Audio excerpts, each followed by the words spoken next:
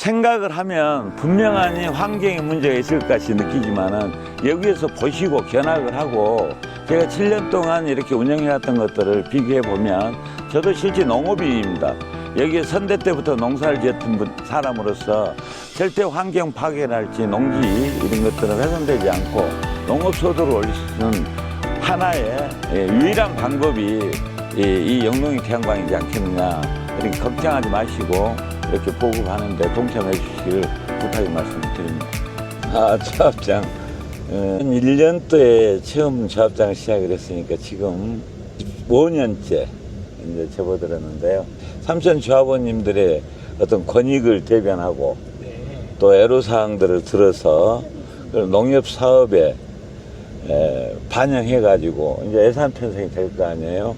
그런 쪽으로 농민조합원님 필요한 방향으로 협동조합을 운영을 하는 게 이제 조합장의 역할일 것이고, 특히 이제 협동조합은 가장 민주적으로 운영이 되고 있습니다. 모든 의사결정을 대의원회에서 하고, 그 다음에 이제 대의원에서 나왔던 것들 이사회에서 한번 또 제대로 집행이 됐는지 이런 것들을 결정을 하게 돼 있어요.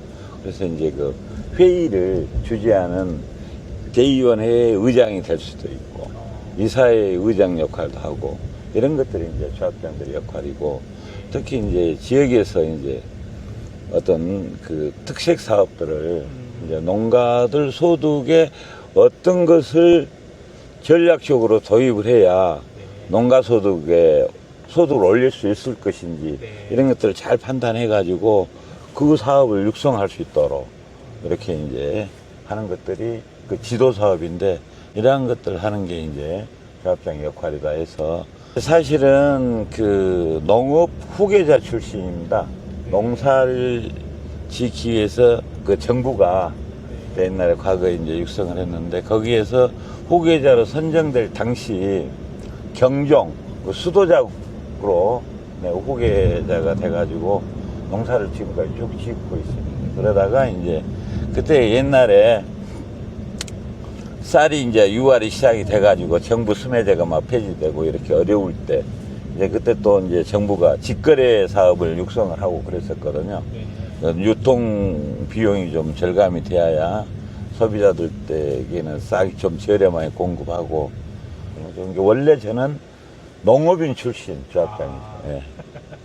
지금 가보면 아시겠지만은 이 태양광, 영농형 태양광 사업을 2017년도에 처음으로 제 논에다가 제가 이제 이거를 설치를 했는데, 당시에 이 사업을 해봐야 되겠다는 목표는 농업소득이 가장 안 오르잖아요. 농업소득을 올릴 수 있는 것인지.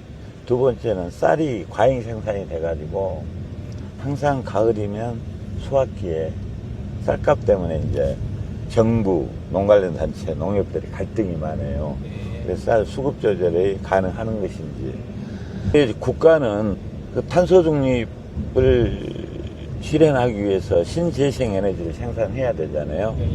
근데 이제 정부에서는 태양광을 생산하기 위해서 농촌에다가밖에 설치할 수 없잖아요. 그러니까 이 사업을 도입을 하고 있는데, 이게 이제 무분별하게 농촌으로 들어오는 거예요.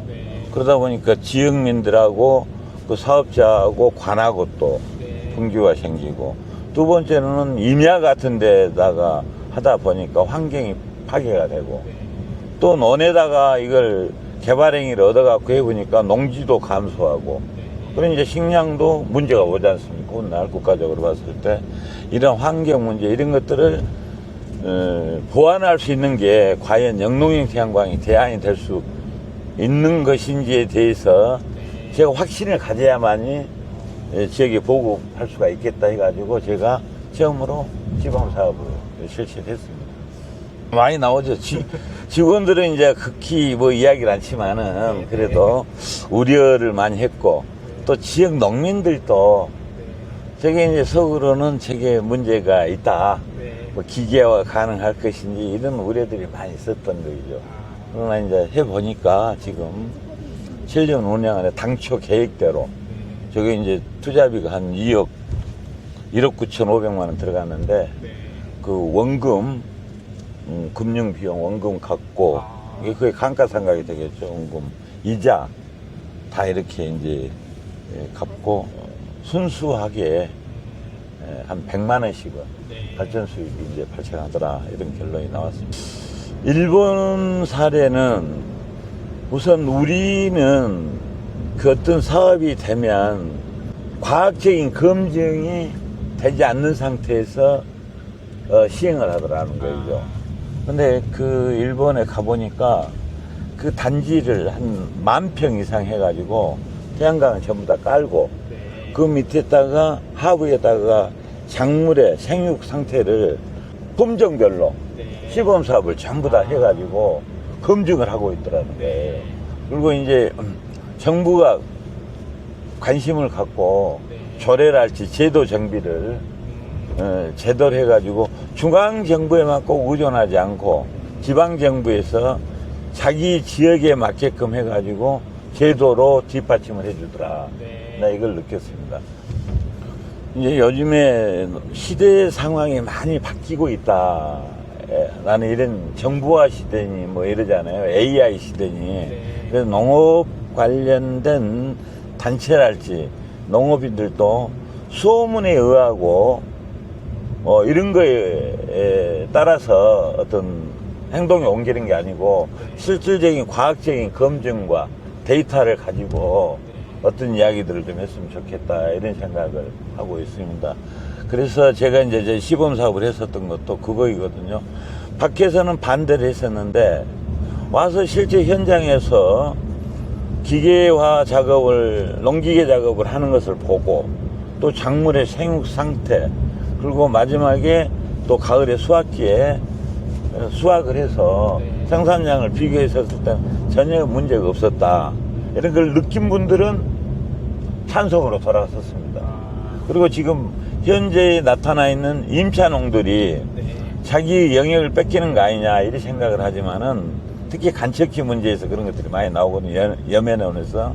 근데 그거는 일반 태양광을 했었을 때 농사를 못 짓기 때문에 충분히 발생할 수 있는 문제이지만은 영농형 태양광을 했었을 때는 토지 소유주랄지 국가 토지도 농촌사의 토지도 발전 수익은 마을의 공동으로 돌려주고 또는 그 공사한테 돌려주고 또는 토지 소유주가 먹게 하고 그 다음에 임차인들이 거기에서 임대료를 주지 않고 농사를 지속할 수 있기 때문에 영농형 태양광을 했을 때는 큰 문제가 없을 것이다, 이렇게 보고 있습니다. 그걸 농 관련 단체들이 저하고 대화를 해놓고 보면 이해를 하더라, 이런 걸 내가 느꼈습니다.